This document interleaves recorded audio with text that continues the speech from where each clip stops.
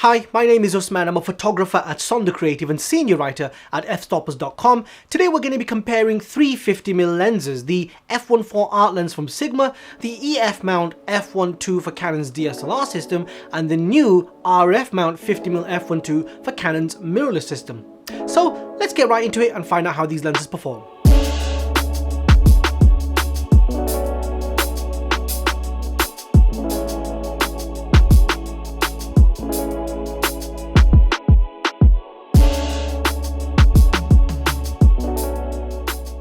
For this comparison, we went into Leeds city centre and I was photographing my friend Annette, who's a fellow writer at fstoppers.com, so I'll leave some links below, please do check her out. But the most readily viewable and apparent difference between all three lenses is obviously the size and weight. I mean, the EF mount f1.2 is freaking tiny. It's ridiculously small, especially when you consider the fact that it's got an f1.2 aperture. I loved shooting with this lens. It's such a joy to shoot with because that compact size means that the lens doesn't get in your way, and I just really enjoyed it. The manual focus ring does suck a little because it's tiny and, you know, it just didn't feel right in the hand, so I'm not a fan of the manual focus ring.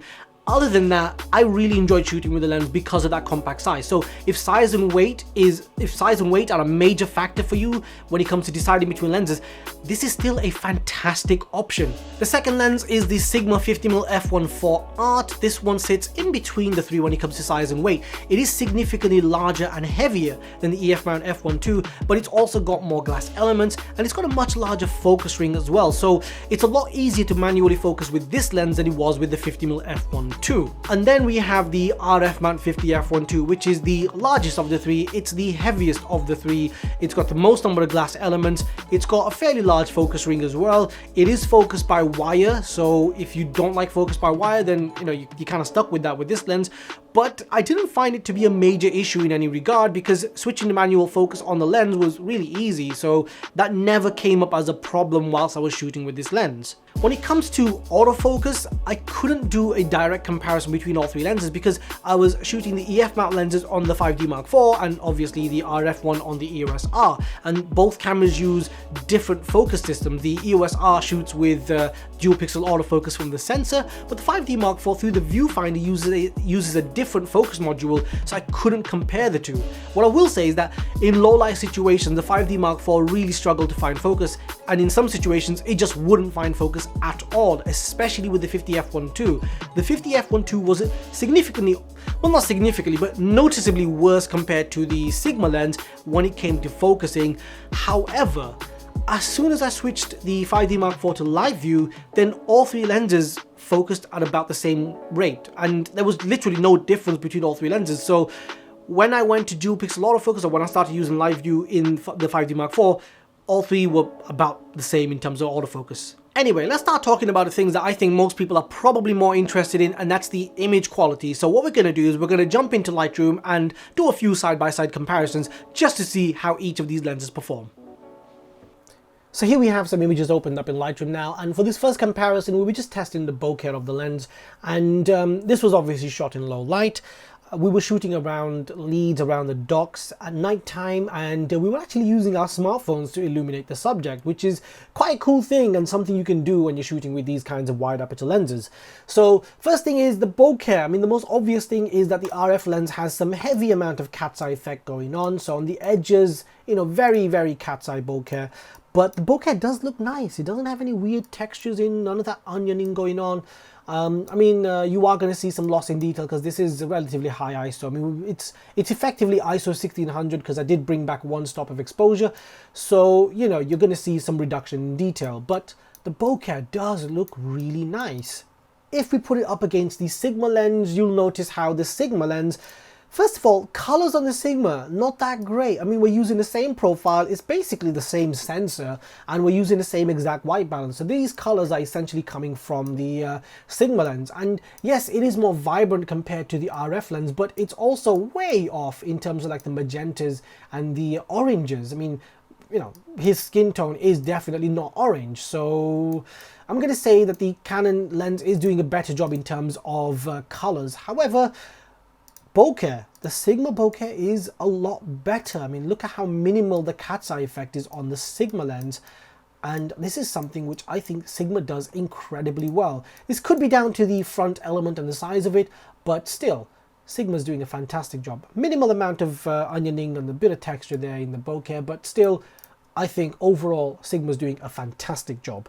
And finally, we have the EF mount 50 f1.2, and honestly, I think this lens is such an underrated lens. I just love the way that it produces or renders images. The colors look nice, it's vibrant, but it doesn't have that weird orange tone. And I will put it side by side to the Sigma, and I'll show you what I mean. Bokeh does have that heavy cat's eye effect going on again, but then, I mean, the bokeh is just really nice. It's quite smooth. It's got this really nice transition as well. It's not as sharp as the other two lenses, but still, I think it does a fantastic job, and the colors look really nice as well.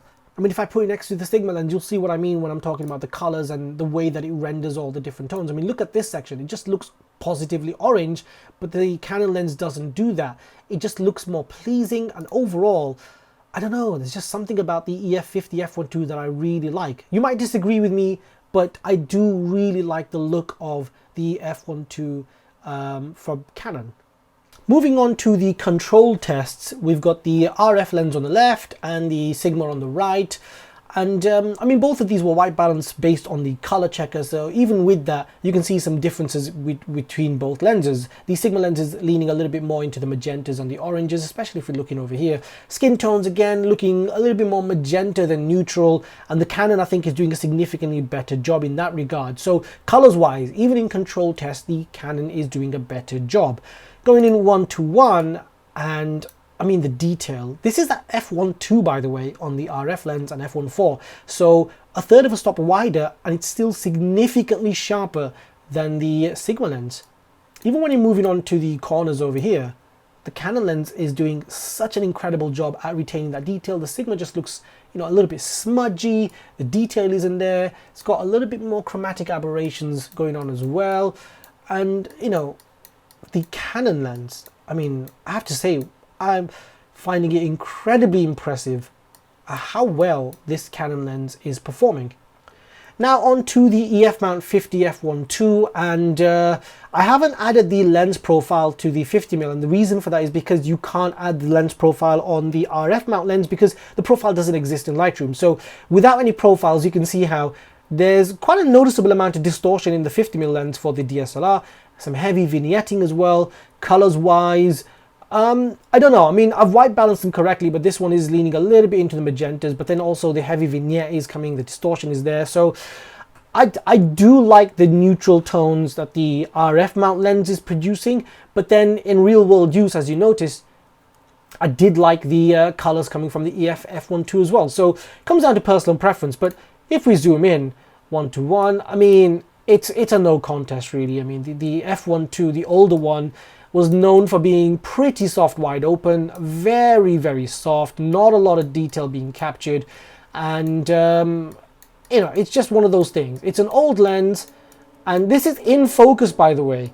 So this is not a matter of it missing focus or anything like that. This is in focus, and it's still very soft. So now that we've looked at some of the images that we've taken for this comparison, it's quite easy to see that the RF mount 50mm is an incredible performer. I mean, wide open, it's much sharper than the Sigma lens at f1.4. And that's saying a lot because the Sigma lens is a fantastic performer and it's an incredible lens in its own right. But the RF mount lens is just in a complete different league. I mean, nothing comes close to how good this lens is. There's nothing else on the market that can produce the kind of results that this 50mm lens from Canon does. And this is what Canon does extremely well consistently. They produce some of the best lenses all the time, and they've done it again. This lens is incredible. The results that you can produce with it are just, I mean, they're just beautiful. The detail, the tonality, the color, the sharpness, everything just looks so good. Even close-up portraits look incredible. I loved shooting with this lens. I'm gonna say that this lens is probably sharper than any medium format lens around this focal length currently in production. And based on some of the comparisons I've seen online, it's probably sharper than the Otis lens. This is probably the best 50mm lens you can buy. It's incredible. Having said that, the Sigma and the Canon EF mount lens, I mean, they were really good, but they had their own respective advantages. Like the Sigma lens, between f1.2 and f1.4, it's not a major difference. I mean, it is a difference, there is a difference there, but it's not a significant difference. So if you did want something which is going to perform at a really high-end level but doesn't cost as much as the RF mount lens does, the Sigma is the best value for money. It's a brilliant performance. It's a lens that I bought. I use that lens, it's my lens, so obviously I like that lens. It's a brilliant performance, and the kind of results I was producing with that lens weren't bad. I mean, they were brilliant results. They were really, really sharp. The color, I mean, the colors could be debatable, but they're relatively easy to edit, and the detail, the clarity, it's still there. Not quite as sharp as the RF mount, but still very sharp considering that it's an f1.4 50mm. So even now, it's still a fantastic option. The EF mount f1.2, this lens, I mean, I really enjoyed shooting with it because it has tons of character. It's not the sharpest lens, but it's got lots and lots of character, and this is where it's got its own respective advantages. So I think a lot of photographers who don't want every pore and every blemish in high resolution are probably going to use this lens because it does have a softer finish when you're shooting wide open, and to some that might be a disadvantage, but to many portrait photographers that's actually a bit of an advantage. So I do think it's a brilliant lens, and I do think it still has a place in a lot of photographers' lineup. Ultimately, neither one of these lenses is going to disappoint. They all have their respective advantages, but if we're looking at just technical capability, the RF mount is the best 50mm lens you can buy. Unfortunately, it is a very expensive lens, and I don't think a lot of people are going to be buying this lens anytime soon. I mean, I'm not going to be buying it because it's expensive and I have no place for it in my workflow. But I would rent it, and this is where I highly recommend, this is the kind of equipment that I would highly recommend you rent. When I first started in my photography career, I used to rent tilt shift lenses because I couldn't afford to buy them, so I used to rent them from, well, Hire a Camera. And Hire a Camera has been kind enough to support my videos, so please do show them some love. They've got a huge range of equipment available, and I highly recommend that you do rent equipment for some of those bigger projects that have got those larger budgets attached, because if you can't afford the higher end equipment, then renting is such a good way of doing it. It's what I did, and I still recommend it. On their website, they've got access, you've got access to things like medium format cameras, cine lenses, high-end cinema cameras, you know, the RF 50mm f1.2 if you want to use that. All of this kind of equipment is available to you, and it's going to be at a fraction of the cost or the price if you were to buy it instead. So please do show them some love. I'll leave some links below. But yeah, just want to say thank you so much for watching my video. If you like this video, hit the like button. Please subscribe, and if you have any comments or suggestions, leave them below. I'll try and get back to you as soon as possible, and I hope to see you guys in the next one. Thank you.